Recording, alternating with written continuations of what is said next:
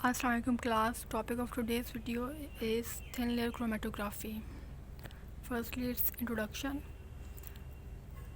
It works on the principle of separation and separation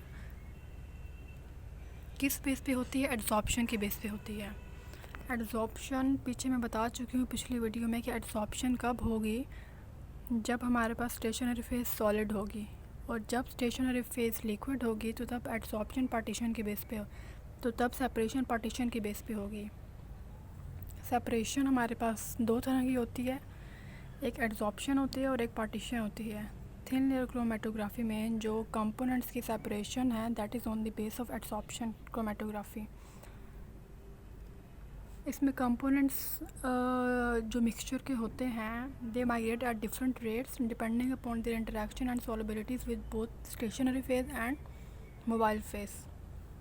Components having more affinity toward the stationary phase travel slowly and hence less distance covered. और जब less distance covered होगा तो उनकी RF value भी लो होगी.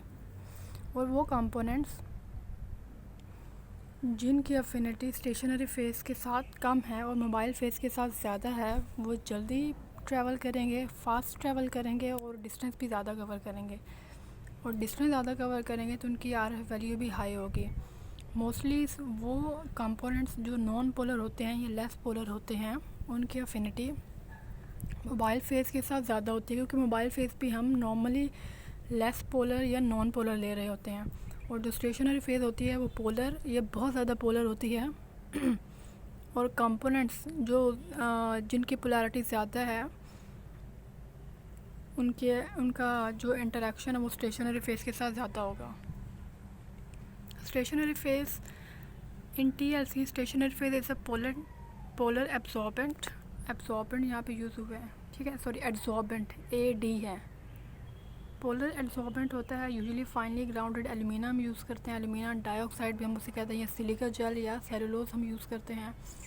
लेकिन mostly silica gel use की जाती है क्योंकि ये बहुत ज़्यादा पोलर होती है. Silica gel is capable of developing strong dipole interactions and hydrogen bonding with the analyte. और इन इंटरेक्शंस के साथ वो उनकी बॉन्डिंग स्टेशनरी फेज़ के साथ ज़्यादा हो जाती है कंपोनेंट्स की. Mobile phase it is a developing liquid which travels up the stationary phase carrying the sample along with it. ये सिंगल सॉल्वेंट भी हो सकता है या मिक्सचर ऑफ सॉल्वेंट्स भी हो सकते हैं, जिन्हें हम पीछे सारी ये टर्म्स मैं आपको बता चुकी हूँ. The ability of mobile phase two move up is dependent upon its polarity, कि जितनी उसकी पोलैरिटी पे डिपेंड करता है या उसकी पोलैरिटी के डिफरेंस पे डिपेंड करता है. डिफरेंस किसके साथ? स्टेशनरी फेज़ के साथ. नॉर्मली हम अपोजिट लेते हैं कि अगर स्टेशनरी फेज़ पोलर है तो मोबाइल फेज़ हम यूजुअली लेस पोलर लेते हैं या नॉन पोलर लेते हैं, ताकि स्टेशनरी फेज़ और मोबाइल फेज़ का इंटरेक्शन को अवॉइड किया जा सके. अगर हम ये सेम ले लेंगे, वो भी पोलर ये भी पोलर, तो ये दूसरे के इंटरेक्शन कर लेंगे तो मोबाइल फेज़ से ऊपर ट्रैवल ही नहीं करेगी. और अगर वो ट्रैवल नहीं करेगी तो साथ जो हमारे एनालाइट्स हैं वो भी ट्रैवल नहीं करेंगे, तो सेपरेशन पॉसिबल नहीं है. इसलिए हम कोशिश करते हैं कि इनकी जो पोलैरिटी डिफरेंस मेंटेन रखा जाए. Usually they are less polar और नॉन पोलर. और वोलेटाइल जो ऑर्गेनिक सॉल्वेंट्स होते हैं वो प्रेफरेबली यूज़ किए जाते हैं as a mobile phase. Next one is TLC plate preparation. इसको हम TLC मीन्स के थिन लेयर क्रोमेटोग्राफी क्यों कहते हैं? ये इसी बेस की वजह से कहते हैं कि प्लेट हम एक हम प्लेट लेते हैं as a base. Plate means as a base. और वो बेस क्या होती है? ग्लास स्लाइड हम लेते हैं और उसके ऊपर हम स्टेशनरी फेज़ की थिन लेयर लगाते हैं. इसकी वजह से हम इसे थिन लेयर क्रोमेटोग्राफी कहते हैं. अब रेडीमेड भी TLC प्लेट्स अवेलेबल होती है मार्केट में, हम वो भी परचेज़ कर सकते हैं. वो स्टेबल होती हैं और केमिकली इनर्ट प्लेट्स होती हैं. और उनके ऊपर जो स्टेशनरी फेस की थिकनेस होती है वो इवन होती है, स्मूथ होती है. मीन्स कि ये नहीं होता है कहीं पे ज़्यादा अप्लाई हो रही है कहीं पे कम हो रही है. उनके ऊपर जो थिकनेस होती है वो इवन होती है. लेकिन हम इन प्लेट्स को लैब में भी प्रिपेयर कर सकते हैं, लेकिन लैब में फिर हो जाता है कि क्या पता हमने सही प्रिपेयर ना की हो, थिकनेस जो इवन है वो हम अप्लाई ना कर सकें। Thin layer of adsorbent, sorry ये एब्जॉर्बेंट में लिखा हुआ है, एड्सॉर्बेंट आप करें। Thin layer of adsorbent is coated on a glass slide लेते हैं या प्लास्टिक शीट लेते हैं, और वो ग्लास स्लाइड मीन्स के जो भी यूजुअली होती हैं लेबॉर्ट्री में अवेलेबल, ये प्लास्टिक शीट ले लेते हैं और उसके ऊपर थिन लेयर कोट कर देते हैं जो भी हमारा एड्सॉर्बेंट है। कुछ केसेस में हम यूज़ करते हैं एक बाइंडर भी, कि अगर ग्लास स्लाइड के ऊपर हमारा जो एड्सॉर्बेंट है वो सही अप्लाई नहीं हो रहा, तो उनकी प्रॉपर बाइंडिंग के लिए, कोटिंग के लिए हम एक बाइंडर यूज़ करते हैं। For example plaster of Paris use कर सकते हैं, इसके अलावा और भी बाइंडर होते हैं, लेकिन एज एन एग्ज़ाम्पल मैंने आपको प्लास्टर ऑफ पेरिस बताया कि ये भी यूज़ कर सकते हैं ताकि वो कोटिंग को फैसिलिटेट कर सके। और बाज़ वक़्त हम फ्लोरेसेंट इंडिकेटर भी ऐड करते हैं। फ्लोरेसेंट इंडिकेटर इसलिए ऐड करते हैं कि जो स्पॉट्स, अगर कलर्ड स्पॉट्स हमारे पास ना आए तो उन स्पॉट्स को प्रोमिनेंट बनाने के लिए हम फ्लोरेसेंट इंडिकेटर यूज़ करते हैं। फिर फ्लोरेसेंट इंडिकेटर क्या करेंगे कि जब हम प्लेट को यूवी लाइट में रखेंगे तो वो चमकेंगे, और जब वो चमकेंगे तो हम ऊपर मार्क कर लेंगे कि हाँ हमारा जो एनालाइट है वो यहाँ पे है। ये एक सिलिका प्लेट है, ये एक TLC प्लेट है जिसके ऊपर सिलिका पाउडर की कोटिंग हुई है। सिलिका पाउडर यूजुअली वाइट होता है तो इसलिए ये वाइट कलर की है, जैसे ग्लास स्लाइड के साइज़ की होती है नॉर्मली, उसी साइज़ की है। प्रोसीजर, अभी हम प्रोसीजर कैसे करते हैं। सबसे पहले हम चैम्बर प्रिपेयर करते हैं। चैम्बर क्यों प्रिपेयर करते हैं आप और कैसे करते हैं। एक जार लेते हैं, ऐसा जार जिसका एक लिड भी है, टाइट फिटिंग लिड अवेलेबल हो। उसमें हमने जो भी हमारे मोबाइल फेस है वो हमने डाल देना है, और वो इतना डालना है कि उसके बॉटम में 0.5 या 1 सेंटीमीटर डीप ही हो। पूरा फिल नहीं करना, बस बॉटम से 1 सेंटीमीटर तक ही उसे फिल करना है। उसके बाद उस जार को हमने टाइटली बंद कर देना है और 30 मिनट तक छोड़ देना है ताकि उसके अंदर जो भी एटमॉस्फेयर हो वो सैचुरेटेड हो जाए with mobile face. Mobile face के जो भी वेपर्स वगैरह हैं वो पूरे के पूरे इन्वायरमेंट में, उसके अंदर जितना भी जो भी इन्वायरमेंट, जितनी भी स्पेस है वो सैचुरेटेड हो जाए उन वेपर्स के साथ। इससे क्या होता है कि जो इंटरनल इन्वायरमेंट होती है ये मेंटेन रखता है for the proper development of the spots, and it also keeps the environment dust free and prevent the evaporation of the solvents जो हम लिड ऊपर कवर किया हुआ है। ये एक हमारे पास TLC जार है ये, ठीक है ना, ये डेवलपिंग चैम्बर है। उसके अंदर इन्होंने ये शो की हुई है कि एक TLC प्लेट भी रखी हुई है, ठीक है, इस तरह की होती हैं। अब जो हमने प्लेट प्रिपेयर करनी है फॉर द डेवलपमेंट के अंदर, जो प्लेट रखनी है, प्लेट के ऊपर आपने क्या करना है, नीचे से, प्लेट के नीचे से 2 सेंटीमीटर, याद रखना है कि जो हमने डेवलपिंग लिक्विड अंदर डाला है वो 1 सेंटीमीटर तक है, नीचे बॉटम को टच कर रहा है 1 सेंटीमीटर, लेकिन जो TLC प्लेट होगी वो 2 सेंटीमीटर, लेकिन जो TLC प्लेट को हमने 2 सेंटीमीटर मार्क करना है from the bottom of the plate,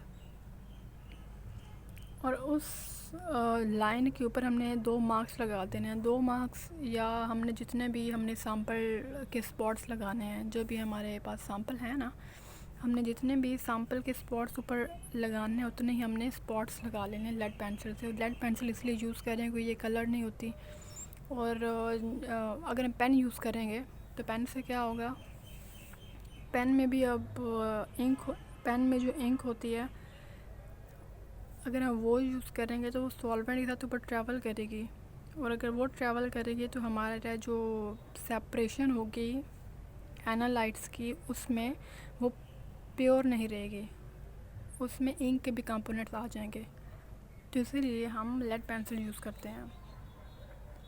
फिर उन जो मार्क्स हमने लगाए हैं उनके ऊपर जो भी हमारे सैंपल है उसकी माइन्यूट सी क्वांटिटी अप्लाई कर देना, usually with the micro syringe. फिर टीएलसी प्लेट को सैचुरेटेड चैम्बर में रख देना है। आपने रखते हुए ये ख्याल रखना है कि जो हमारा सैंपल के जो स्पॉट्स हैं वो सॉल्वेंट में डिप ना हो, वो सॉल्वेंट से ऊपर ही हो।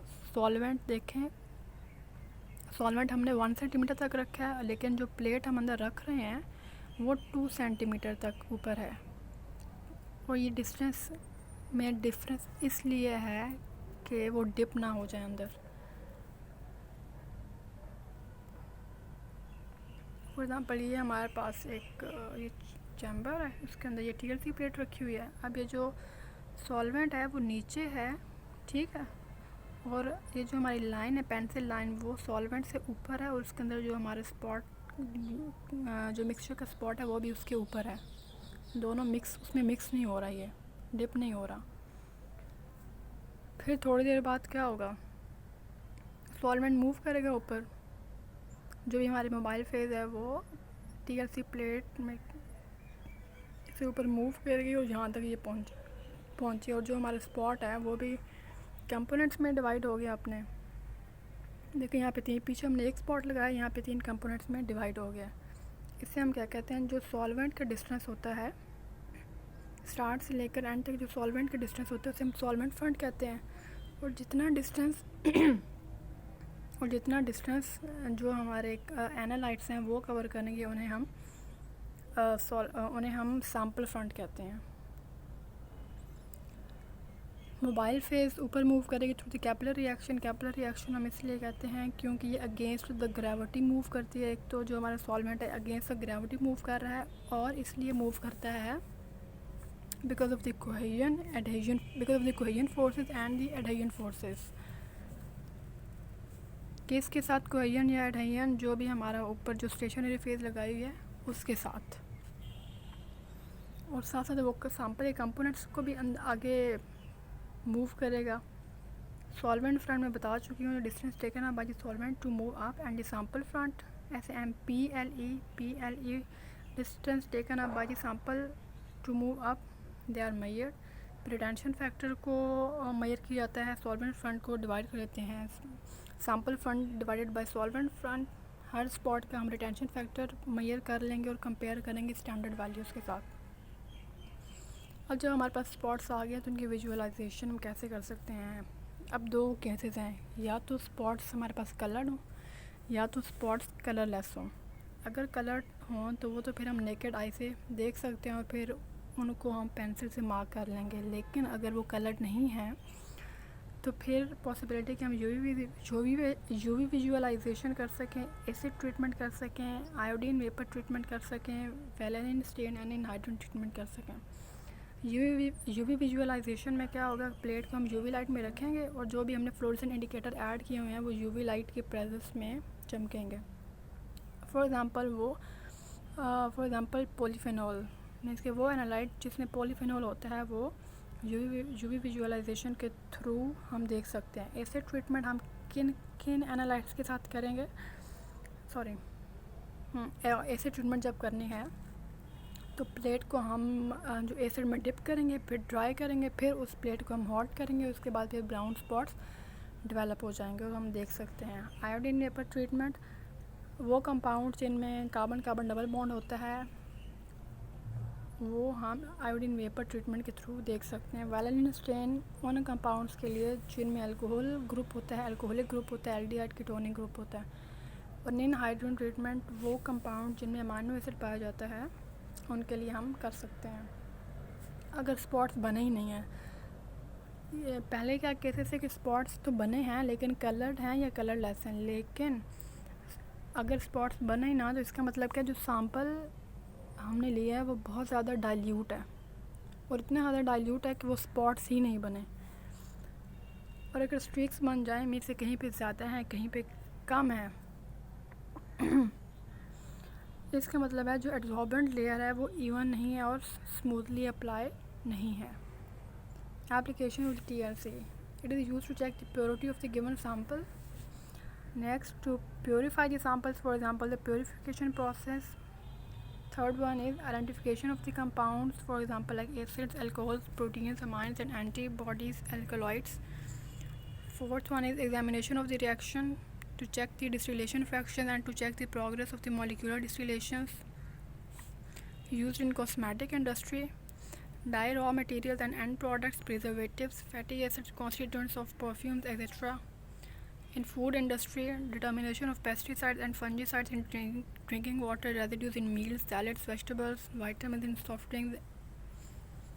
Environmental analysis के लिए हम करते हैं ग्राउंड वाटर एनालिसिस के लिए determination of pollutants from the abandoned armaments in soil and surface water, and analysis of inorganic substances such as inorganic ions and inorganic ions, for example metals.